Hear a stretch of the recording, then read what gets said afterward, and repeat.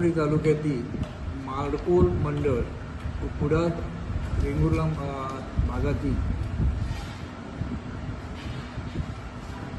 भडगाव मापन या मंडळातील 2023 मध्ये 22 आणि 23 मध्ये शेतकऱ्यांच्या काजूचे विमे उतरूनही त्यांना पैसे मिळाले नव्हते, नुकसान भरपाई मिळाली नाही।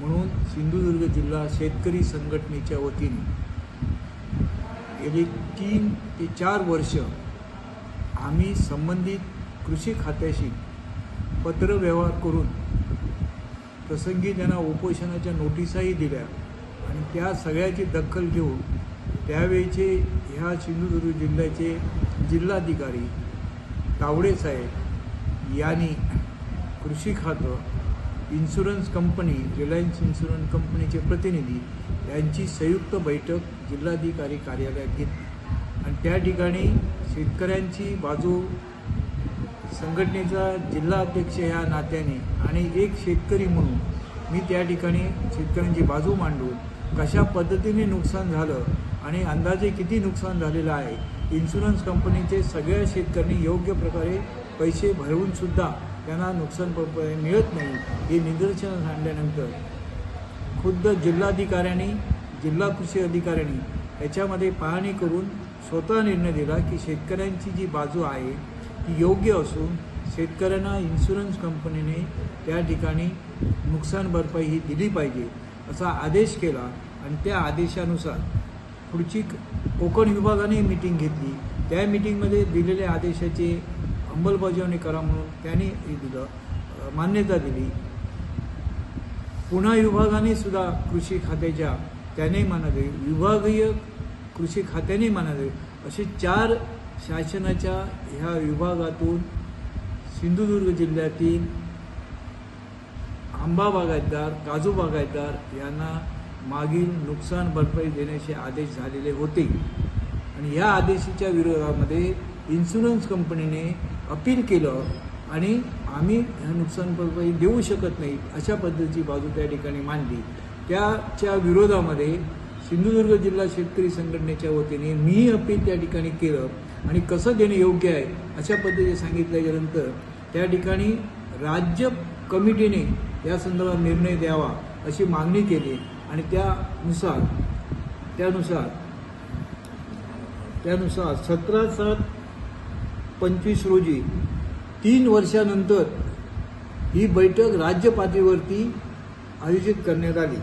ही बैठक आयोजित कृषी प्रधान सचिव विकास रस्तोगी यांच्या अध्यक्षतेखाली ही बैठक काल मुंबई मंत्रालयामध्ये 5व्या मजल्यावरती झाली। या बैठकीला त्यांनी यावेळी या भागाचे आमदार दीपकभाई केसरकर, दुसरे आमदार नितेश राणे यांनाही निमंत्रित केलेलं होतं।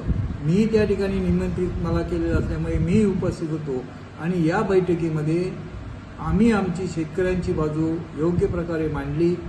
त्या ठिकाणी कृषी प्रधान सचिवांनी सुद्धा शेवटी मान्य केलं।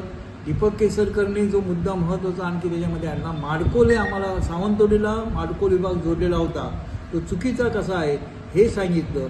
त्याचप्रमाणे नितेश राणेने त्या ठिकाणी मापनच्या भागातल्या शेतकऱ्यांना तुम्ही समुद्र किनाऱ्याच्या जवळ नेऊन ठेवून जे हवामान बघतात ते चुकीचं आहे म्हणून त्यांना या ठिकाणी त्यांना ते केंद्र बदलून द्या अशी मागणी केली आणि त्यांनाही नुकसान भरपाई मिळाली पाहिजे अशा पद्धतीची राणेंनी त्या ठिकाणी शेतकऱ्यांची बाजू मांडली। सर्व ऐकून घेतल्याच्यानंतर आणि वस्तुस्थिती जाणून घेऊन इन्शुरन्स कंपनीचे प्रतिनिधी राज्याचे त्या ठिकाणी उपस्थित होते, त्यांनी त्या ठिकाणी बाजू मांडली, आपली बाजू मांडली आणि त्याला सगळ्यांनी आम्ही विरोध केला आणि चुकीचं कसं आहे ते समजून दिलं वरिष्ठ अधिकाऱ्यांना आणि त्याने जे अपील जे केलेलं होतं इन्शुरन्स कंपनीने ते अपील कालच्या मीटिंगमध्ये फेटाळण्यात आलं आणि फेटाळून त्या ठिकाणी शेतकऱ्यांना जे गेल्या 3 वर्षापासूनचे 22-23ची जी नुकसान भरपाई राहिलेली आंबा काजूची ते देण्याचे आदेश त्या ठिकाणी त्यांनी केलेले आहेत। या बैठकीला कृषी आयुक्त सूरज मांढरे, कोकण विभाग बालाजी ताटे विभाग हे अधिकारी आणि आमच्याबरोबर धुरी शेतकरी कृषी धुरी कोण? सूरज धुरी. शरद धुरी शेतकरी प्रतिनिधी. सूरज मांढरे. किती शेतकरी आहेत? 21 गावातल्या शेतकऱ्यांना याचा फायदा होणार, दोन्ही भागातल्या, तिन्ही तालुक्यात 21 गावात 21 गाव. आणि हे आता आदेश किती वगैरे आहे?